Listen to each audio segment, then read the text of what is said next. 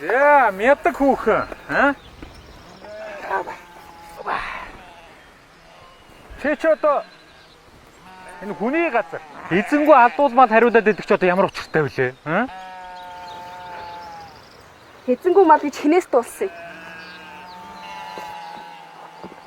Хэний малыг усалж хаана юу хийхээ чамаарч заалахгүй баха.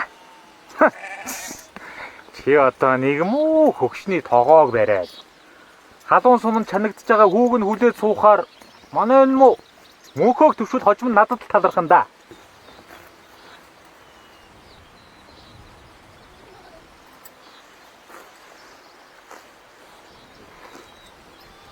Би чамд нэг биш удаа хэлсэн дээ. Давааг ирэхээр нүүрэн дээр нэг нүгөө хэл. Хэзгүй хойгор нь миний сэтгэл эргэчих гэж утсан бол хол эндүрч.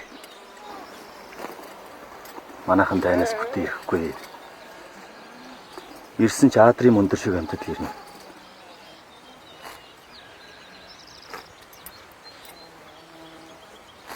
Аавыг ирэхээс өмнө бушуухан явсан ч дээр бах та.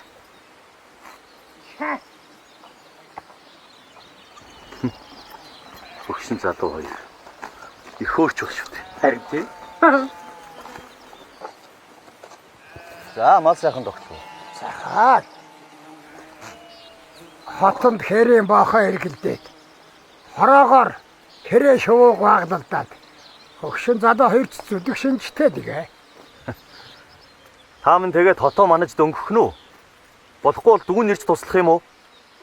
Хөөний хорноо манаж байхад эцэг нь гэрээ манаж дөнгөх байдгүй дээ. Үргэлжлэлийг оройгоос